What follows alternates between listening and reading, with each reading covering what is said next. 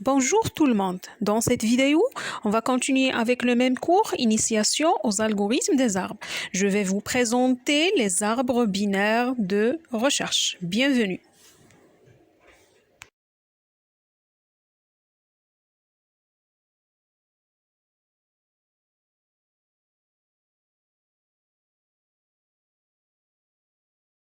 Les objectifs à atteindre à travers cette vidéo sont, premièrement, savoir définir un arbre binaire de recherche. Deuxièmement, effectuer des opérations sur ce type d'arbre, comme par exemple la recherche d'une valeur, l'insertion d'une nouvelle valeur, la suppression d'un nœud. Et finalement, implémenter en Python ce type d'arbre en utilisant les listes. Par définition, un arbre binaire de recherche, ou plus abrégé ABR, est un arbre binaire qui possède la propriété fondamentale suivante. Tous les nœuds du sous-arbre de gauche d'un nœud de l'arbre ont une valeur inférieure à la sienne, et tous les nœuds du sous-arbre de droite d'un nœud de l'arbre ont une valeur supérieure à la sienne. Je vous propose l'exemple suivant. Si vous remarquez bien, la racine prend la valeur 20. Donc, toutes les valeurs des nœuds du sous-arbre gauche doivent être inférieures à 20 et toutes les valeurs des nœuds du sous-arbre droit doivent être supérieures à 20. On peut conclure alors qu'il s'agit d'un arbre binaire parce que chaque nœud a au maximum 2 fils, gauche et droit, et en plus, c'est un arbre binaire de recherche puisqu'il vérifie les caractéristiques présentées dans la définition. La recherche dans un arbre binaire de recherche est facile et rapide par rapport aux autres types d'arbres. Je vous donne un exemple très simple.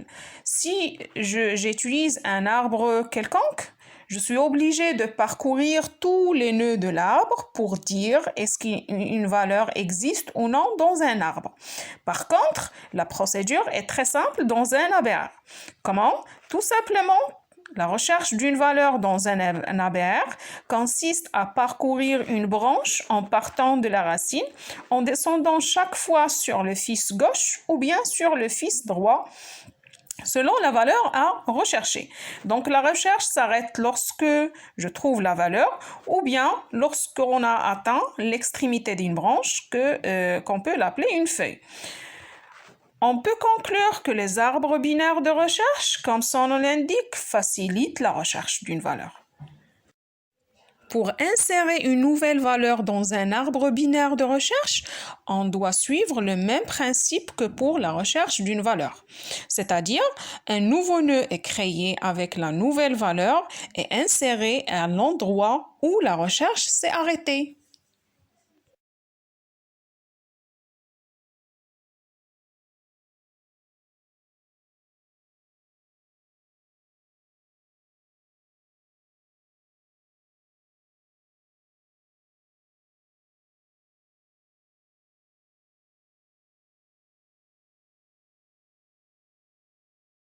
Pour supprimer une feuille, il suffit de l'enlever de l'arbre étant donné qu'elle n'a pas de fils. C'est simple.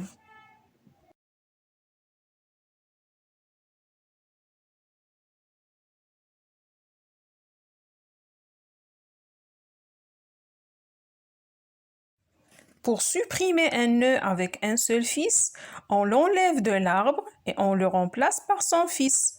L'exemple suivant montre comment supprimer un nœud avec un seul fils. La valeur à supprimer est 10. Tout d'abord, il faut chercher la valeur dans l'arbre. Une fois la valeur est trouvée, c'est simple, il suffit de supprimer le nœud 10 et le remplacer par son seul fils 12. Pour supprimer un nœud avec 2 fils, on doit suivre la procédure suivante. On échange le nœud à supprimer avec son successeur le plus proche, c'est-à-dire le nœud le plus à gauche du sous-arbre droit ou bien de son plus proche prédécesseur qui est le nœud le plus à droite du sous-arbre gauche. Pour arriver à mieux comprendre cette procédure, travaillons sur l'exemple que vous voyez sur cette diapositive. Si on veut supprimer la valeur 66, on a deux choix. soit la remplacer avec le plus proche prédécesseur qui est 56 ou bien par le plus proche successeur qui est 69. Autrement dit, on remplace la valeur 66 par la plus grande valeur du son sous-arbre gauche ou bien par la plus petite valeur de son sous-arbre droit. Cela tout simplement permet de garder la structure d'un arbre binaire de recherche. Si on veut supprimer le nœud ayant comme valeur 66, et la remplacer avec le plus proche successeur, tout d'abord, on échange le nœud à supprimer avec son successeur le plus proche. C'est le nœud le plus à gauche ou le plus petit du sous-arbre, c'est-à-dire le nœud ayant comme valeur 69. Deuxièmement, on applique à nouveau la procédure de suppression qui est maintenant une feuille ou un nœud avec un seul fils. Dans notre cas, 66 est une feuille, donc c'est simple à supprimer.